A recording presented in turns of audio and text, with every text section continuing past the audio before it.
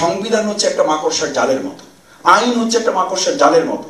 শক্তিমান যারা তারা ছিঁড়ে বের হয়ে যায়, দুর্বল যারা আটকা পড়ে যায়। আপনি শুধু বাংলাদেশের সাথে কথা বলে বেরোতে পারবেন না, আপনাকে অন্য জায়গায় কথা বলে তারপরে বের হওয়ার সিদ্ধান্ত নিতে হবে। আমাদের চিন্তার মধ্যে অনেক বিষয়ে ইতিমধ্যে একটা ব্রিজ আপ তৈরি হয়েছে এবং আমি বিশ্বাস করি খুব কম সময়ের মধ্যে আমরা আরো বড় সেতু বন্ধনের জায়গায় জাতিকে ঐক্যবদ্ধভাবে এক জায়গায় বিনির্মাণ করতে সক্ষম হব ইনশাআল্লাহ।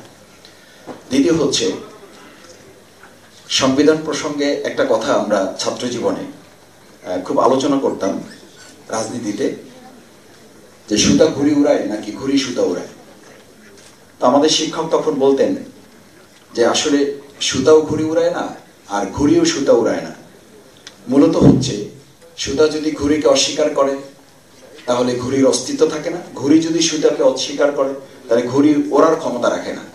সংবিধান এবং জনগণের সাথে সম্পর্কটা হচ্ছে এরকম যে সুতা এবং ঘুড়ির মতো, প্রত্যেকের অস্তিত্বের সাথে এটা একাকার এবং বিলীন হয়ে থাকে।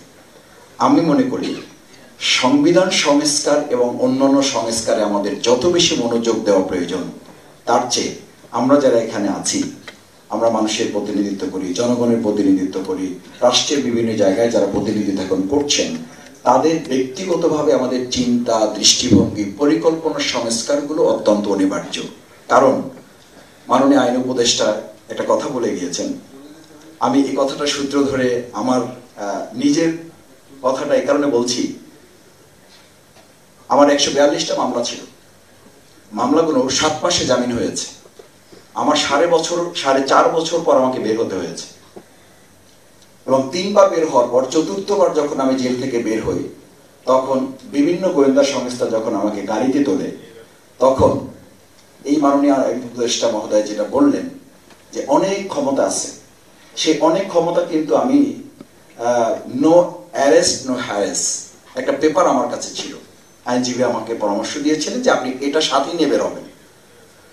আপনাদের এটা এই জন্য বলে রাখি যে সংবিধান, তারপরে জাস্টিস, চিফ জাস্টিস, এই জায়গাগুলো যত গুরুত্বপূর্ণ, তার চেয়ে আমাদের রাষ্ট্রের নির্বাহী জায়গাটা তার চেয়েও গুরুত্বপূর্ণ, তার চেয়েও গুরুত্বপূর্ণ এই রাষ্ট্রটা কি আসলে রাষ্ট্র তার জায়গায় ধারণ করে কিনা। তার দুটো কথা বলা প্রয়োজন মনে করছি।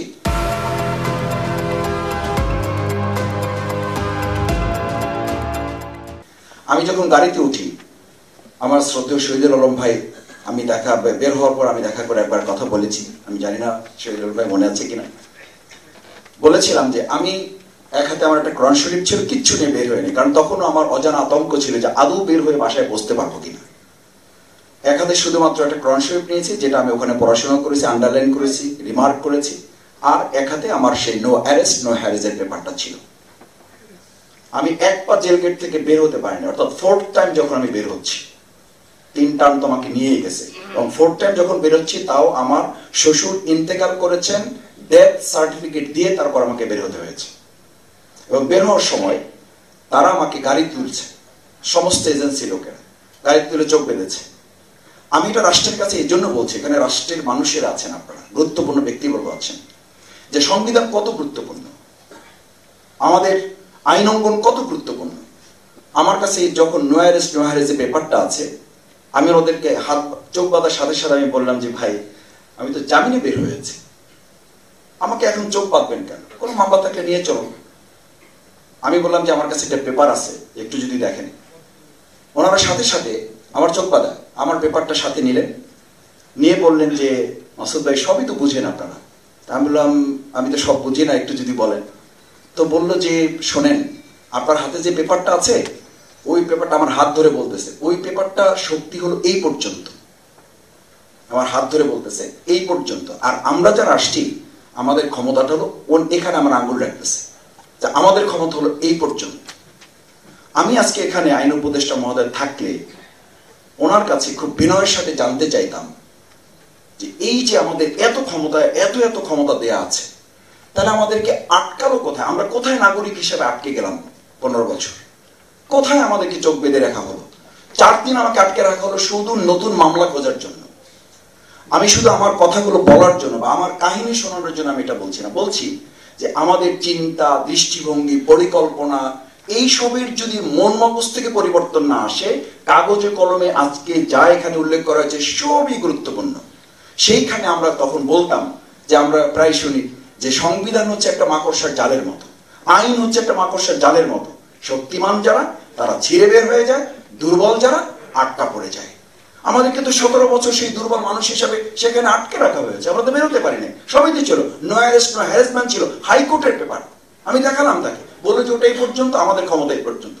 শুধু এটি শেষ কথা নয়, আরেকটা কথা না বললে আমার সেই সময়ের কষ্টের কথাটা জাতির সামনে তুলে ধরা অন্ধকারে থেকে যাবে। তখন একজন আমাকে কানে কানে বলল, নাসুদ ভাই, আপনার বের হওয়াটা শুধু এই দেশের সাথে সম্পর্কিত নয়। আমাদের জনতা এখন যে স্লোগান তুলেছে, একটা রাষ্ট্রের কথা বলে, আরেকটা আমাদের দেশের কথা বলে, ঢাকা না দিল্লি, এই কথা কেন বলে? বলার একটা প্রেক্ষাপট তৈরি হয়েছে। আমাকে বলা হলো, আপনি শুধু বাংলাদেশের সাথে কথা বলে বেরোতে পারবেন না, আপনাকে অন্য জায়গায় কথা বলে তারপরে বের হওয়ার সিদ্ধান্ত নিতে হবে। This is scenario. এই জায়গাগুলো কিন্তু আমরা অতিক্রম করে এসেছি। সেই জন্য আমি আজকে এখানে যারা এই নাগরিক কোয়ালিশন, আপনারা সুন্দর আয়োজন করেছেন, আমরা অভিনন্দন জানাই।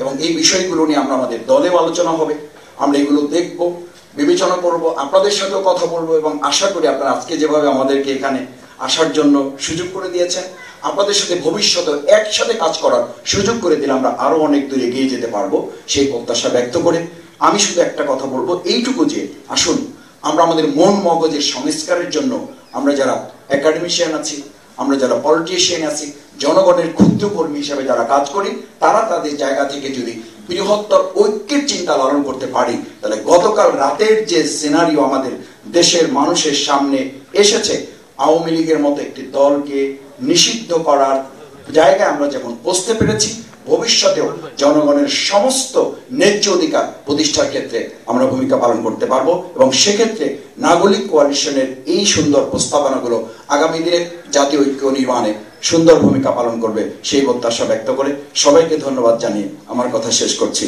আল্লাহ হাফেজ। আসসালামু আলাইকুম রহমতুল্লাহ।